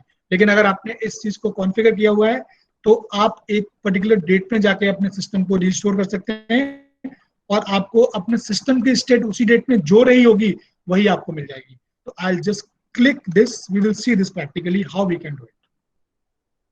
Okay, so let's see. यहाँ पे जब मैंने क्लिक किया तो मुझे एक ऑप्शन दिख रहा है सेटअप बैकअप, तो मैंने इसको क्लिक किया, सेटअप बैकअप। नाउ ये अभी चेक कर रहा है, ये देख रहा है कि क्या ऐसा कोई बैकअप इसमें पहले से है तो नहीं, और अगर नहीं है तो फिर ये क्रिएट करने का मुझे ऑप्शन देगा, और अगर ऐसा कुछ बैकअप होगा तो मुझे ये बताएगा कि ऑलरेडी आपका बैकअप कॉन्फ़िगर्ड है। So will take few seconds here, will come up. तो ये चीजें बहुत जरूरी होती हैं हमारा, क्योंकि हम लोग विंडोज की सिक्योरिटी की बात कर रहे हैं। तो विंडोज की सिक्योरिटी में ये चीजें हमारे लिए जो हमसे कंसर्न होती हैं, data is our own part, files folders हमें चाहिए, हमारा ड्राइव में चीजें रखी हुई हैं, अगर वही चीजें कई बार मिस हो जाएंगी, डिलीट हो जाएंगी, हमको नहीं मिलेंगी तो बड़ा मुश्किल हो जाता है। ओके ना, अब देखिए आपको दिख रहा है कि ये आपको बता रहा है कि आपका जो कंप्यूटर है उसमें 2 ड्राइव्स हैं बेसिकली, यहाँ पे जो आपको दिख रहा है कि जो आप बैकअप ड्राइव ले सकते हो basically. Let's see, save on network, what is there, क्योंकि सी ड्राइव जो होता है वो जनरली यहाँ पे शो नहीं होता है, तो क्योंकि सी ड्राइव जो होता है वो विंडोज का पार्ट होता है, तो जो डी जितने अदर ड्राइव होते हैं वहां पे आप बैकअप को स्टोर करते हो, तो आपको सी ड्राइव यहाँ पे नहीं दिखेगा, इसलिए आपको यहाँ डी ड्राइव दिख रहा होगा। लेट्स सी, बट इसके साथ ही हम चले जाते हैं, हमें एक एक्सपेरिमेंट करना है, हमको प्रोसेस देखना है। I'll click the drive जहां पे मेरा बैकअप डेस्टिनेशन होगा। ये मुझे बोल रहा है we recommend that you save your backup on an external hard drive। ये बोल रहा है, वो रिकमेंड कर रहा है, लेकिन आप अपना बैकअप आप अपने कंप्यूटर की हार्ड डिस्क में भी सेव कर सकते हो, लेकिन रिकमेंड ये है कि आप कोई third party external hard drive use करो या किसी नेटवर्क पे अपना बैकअप स्टोर करो। तो अगर आपने किसी नेटवर्क पे जाना है तो क्लिक ऑन नेटवर्क, वहां पे वो नेटवर्क की लोकेशन मांगेगा, मतलब उस पर्टिकुलर सर्वर का आईपी एड्रेस क्या है और उस फोल्डर का, मान लीजिए फॉर एग्जांपल मुझे देना है 192.168.0.64, ये मेरी मशीन की लोकेशन है, लेकिन मशीन की लोकेशन में मेरा एक फोल्डर भी होगा जो मैंने पहले से क्रिएट किया होगा, वहां पे ये बैकअप स्टोर होना चाहिए। तो मैंने वो कंप्लीट यहाँ पे पाथ दिया। ये नेटवर्क बैकअप की बात कर रहा हूँ मैं, कि आपका बैकअप किसी, आपके पास मान लीजिए क्लाउड पे कहीं स्पेस है, आपने कहीं कोई नेस्ट लिया हुआ है या कोई online one drive kind of things are there, तो आप वहां का उनको पाथ देके ब्राउज करके भी आप लेके आ सकते हो, पाथ देके भी ले सकते हो, और वहीं पे आप यूजर आईडी एंड पासवर्ड भी डिफाइन कर दीजिए कि अगर मैं उस बैकअप को क्लिक करूं तो वो सबको विजिबल ना हो, तो वहां पे वो ऑथेंटिकेशन भी हो जाए कि ये यूजर चाहिए, ये पासवर्ड चाहिए, तभी बैकअप ओपन होगा। लेकिन हम लोग नेटवर्क वाले पे नहीं जाएंगे, हम लोग यहाँ पे लोकल की बात कर रहे हैं, तो हमने डी ड्राइव सेलेक्ट किया। Now we will go to the next kind of things. अब ये बोल रहा है आपको what do you want to backup, let window choose, window खुद चूज करे कि आपको क्या बैकअप लेना है, कि आप खुद से चूज करना चाहते हो कि आपको क्या बैकअप लेना है। तो 2 ऑप्शन यहाँ पे आपको मिल रही है। तो आपने बोला कि ठीक है, मैं खुद से डिसाइड करूंगा कि मुझे क्या ऑप्शन है, मुझे क्या किस चीज का बैकअप लेना है, क्योंकि मुझे पता है कि मेरी इंफॉर्मेशन यहाँ पे ये रखी है, यहाँ पे ये रखी है।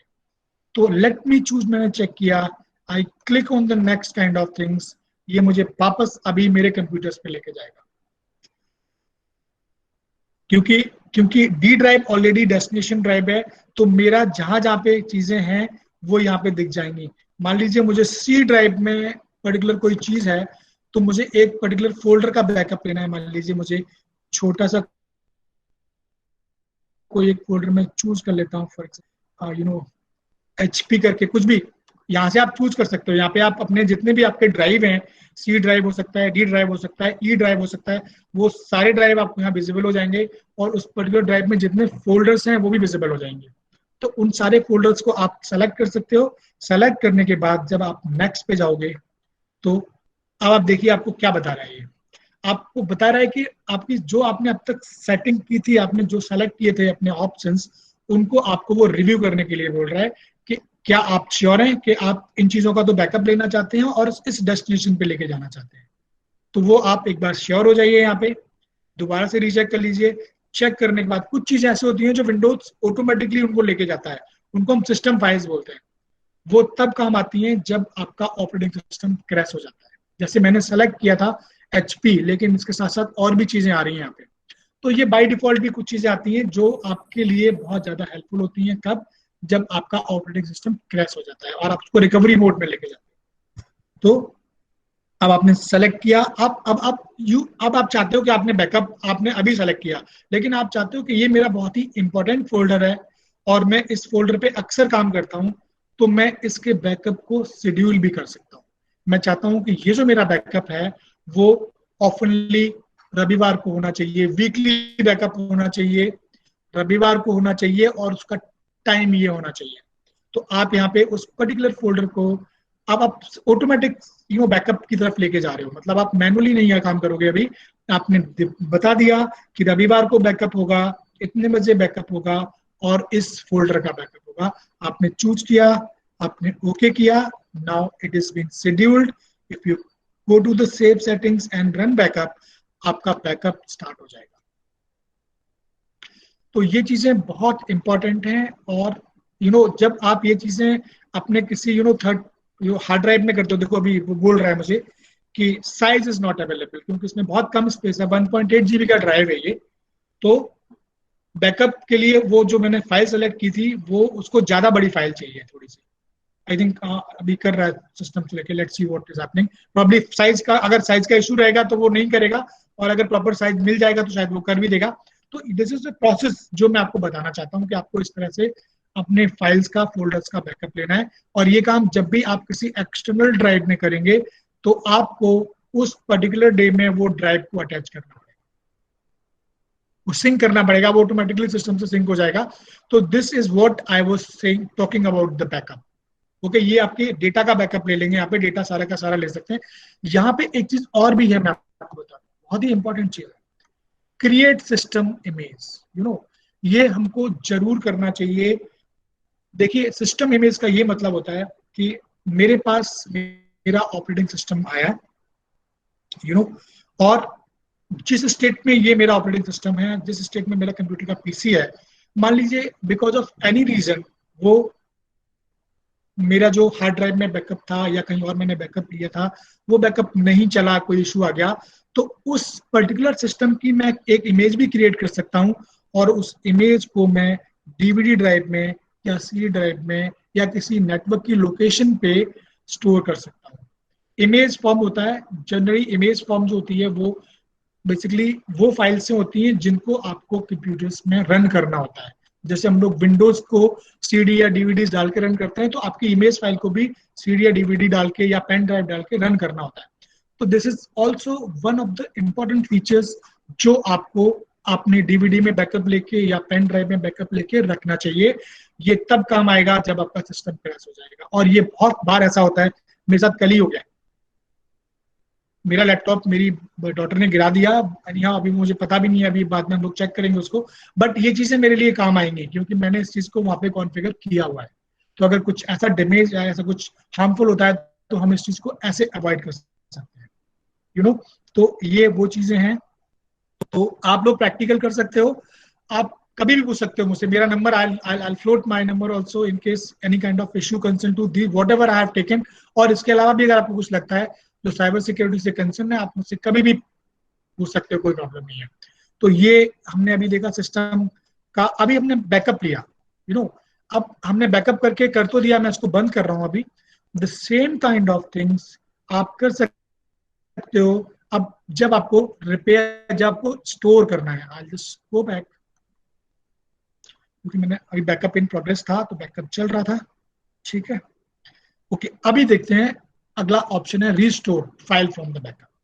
अब जो मान लीजिए कोई प्रॉब्लम हुई, प्रॉब्लम होने के बाद में मेरा बैकअप ले लिया मैंने उसको, अब मुझे सिस्टम को रीस्टोर करना है।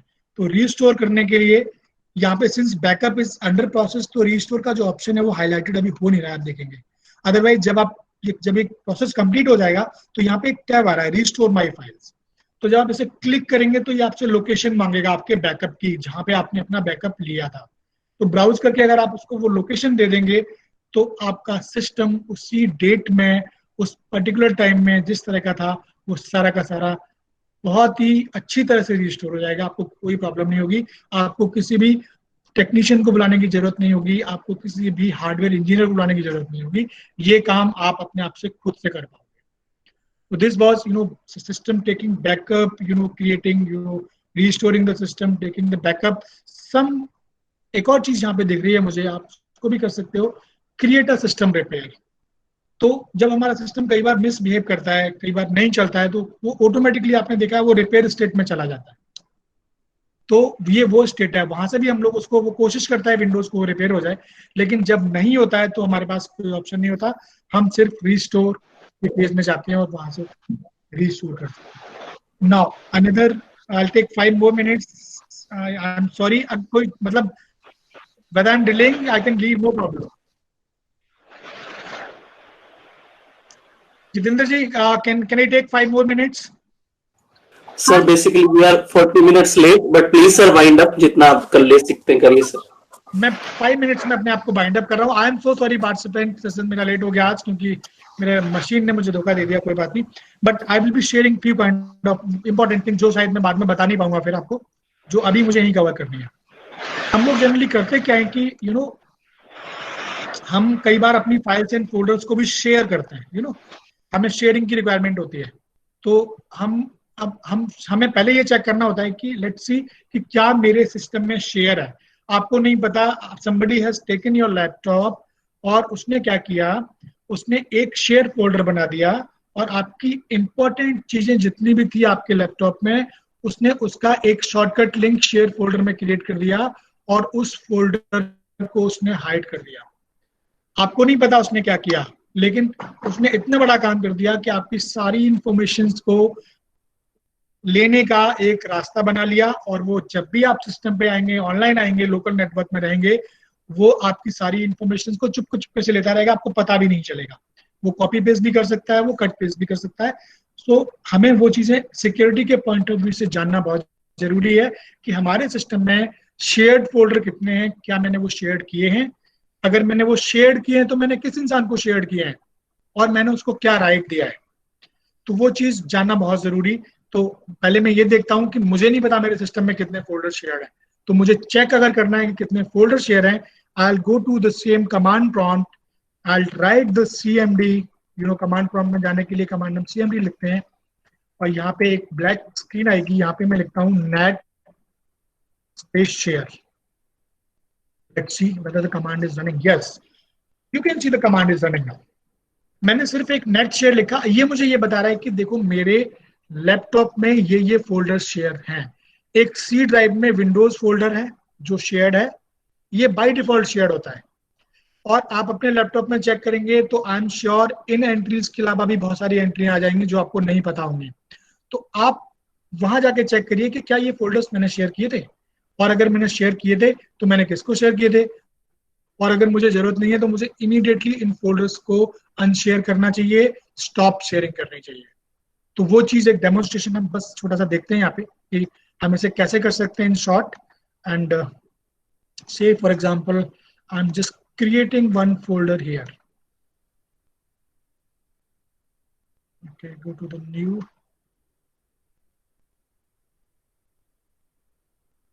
फोल्डर। मैंने उस फोल्डर को राइट क्लिक किया, आप देखेंगे इसको, तो यहाँ पे एक ऑप्शन आ रहा है शेयर विद, अब शेयर विद, यहाँ पे देखिए आप, यहाँ पे जैसे मैंने शेयर विद किया, यहाँ पे आ रहा है कि आप शेयर करना चाहते हैं एडमिनिस्ट्रेटर के साथ करना चाहते हैं, या जो यूजर्स मैंने वहां पे बनाया test1 उसके साथ शेयर करना चाहते हैं, या और भी यूजर्स हैं जिनके साथ शेयर करना चाहते हैं, या कुछ स्पेसिफिक पीपल के साथ आप शेयर करना चाहते हैं। आपके नेटवर्क पे बहुत सारे यूजर्स हो सकते हैं, in the form of people हो सकते हैं। तो आप देखेंगे कि आप किसके साथ शेयर करना चाहते हैं।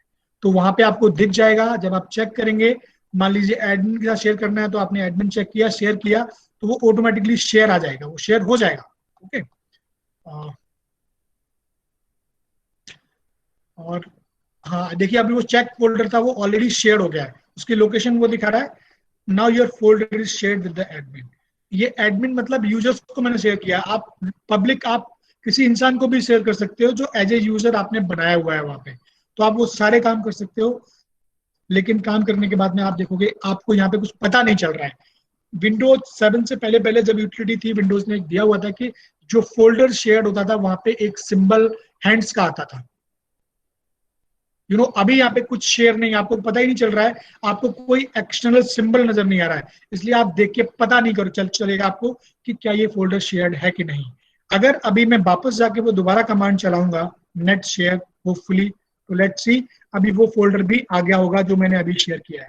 यूजर करके फोल्डर एक यूजर में सी ड्राइव में भी आया, जो लिस्ट नहीं कर रहा है, लेकिन आप देखेंगे एक एंट्री एक्स्ट्रा यहाँ पे बनी है, 1 2 3, हाँ 4 एंट्रीज यहाँ पे बनी हुई है अभी, पहले 3 एंट्रीज थी, एडमिन 1 2 3 4 1 2 3 4 5 एंट्रीज बनी यहाँ पे अभी, तो एक एंट्री आपकी बढ़ गई है यहाँ पे, उसका पाथ भी आपको पता चल जाएगा। तो in that way you can check the share folder, और शेयर फोल्डर्स को आप चेक करिए। और क्योंकि ये बहुत बड़ा सिक्योरिटी हजार्ड होता है, इसको हमें इमीडिएटली स्टॉप करना चाहिए। आप इसको राइट क्लिक करके आप इसको अनशेयर भी कर सकते हो, you can stop sharing also. और इसके बारे में ज्यादा डिटेल में जानना है तो आप इसको राइट क्लिक करिए, go to the property kind of things, you will get n number of things over there, जहाँ पे आप शेयरिंग का ऑप्शन आपको मिलेगा। शेयरिंग में मतलब किस, आप यहाँ पे इसको और फिल्टर कर सकते हो कि पर्टिकुलर फोल्डर में मुझे पर्टिकुलर फाइल शेयर करनी है, उसकी सिक्योरिटी का लेवल मुझे डिफाइन करना है कि मैं इस फोल्डर को शेयर तो करूं, लेकिन मैं इस फोल्डर को ऐसा राइट दूं कि वो देख तो पाए लेकिन कुछ डिलीट ना कर पाए, कुछ एडिट ना कर पाए। तो यहाँ पे आप ये सारे के सारे रोल डिफाइंड है, परमिशंस हैं कि फुल कंट्रोल देना है। मान लीजिए ये यूजर मैंने सेलेक्ट किया तो मुझे फुल कंट्रोल देना है, मॉडिफाई कंट्रोल देना है, रीड एंड एग्जीक्यूट देना है, सिर्फ व्यू करने का ऑप्शन देना है। तो यहाँ पे आपके साथ बहुत सारी चीजें हैं, आप आराम से R&D कर सकते हो, क्योंकि मेरे पास टाइम थोड़ा सा कम है, अदरवाइज मैं आपको दिखाता ही सारी चीजें। लेकिन ये सब चीजें आप यहाँ पे डिफाइन कर सकते हो।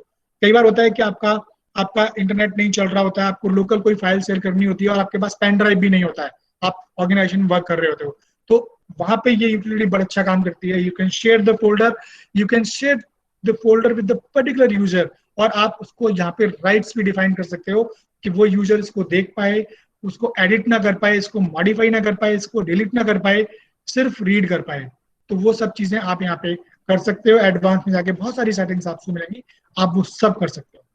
तो ये चीजें थी जो मतलब basically I have covered most of the things, but still remaining few things. एक और इम्पोर्टेंट चीज बस, कि कई बार हम लोग बहुत सारी वेबसाइट्स को हम लोग जाके ना, हमें अनवांटेड वेबसाइट दिख जाती है। कई बार हम लोग ब्राउजिंग करते हैं और ब्राउजिंग करने पे जो वेबसाइट्स हमको नहीं चाहिए, वो अननीडेड नहीं है हमारे लिए, लेकिन हमारी स्क्रीन पे पॉपुलेट हो जाती है।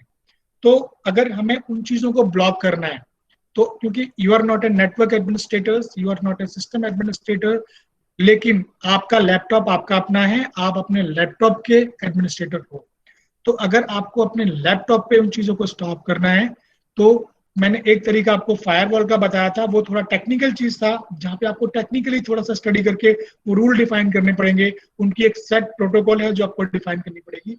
लेकिन अगर आपको इंस्टेंटली कोई चीज ब्लॉक करनी है, फॉर एग्जाम्पल कुछ आपको ब्लॉक करना है, मान लीजिए मुझे google.co.com एक URL है और मुझे ये ब्लॉक करना है, मैं नहीं चाहता कि ये वेबसाइट ओपन हो कभी, कोई वेबसाइट हो सकती है, आजकल बहुत सारी child kind of things, pornography kind of things, so many things are there जो अनवांटेडली कई बार हम नहीं चाहते हैं लेकिन हमारे लैपटॉप पे पॉपअप हो जाती हैं।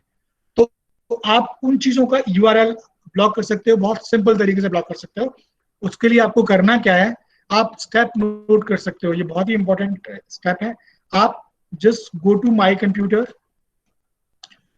go to C drive, then go to system32, you will get Windows में आपको एक फाइल मिलेगी यहाँ पे system32, मैं जो पाथ यहाँ पे फॉलो कर रहा हूँ वो ऊपर दिख भी रहा है आपको, आप देखेंगे तो यहाँ पे दिख रहा है this PC, C drive, Windows, system 32, then I am going to one more folder, it is there driver. So now I am going to drivers folder.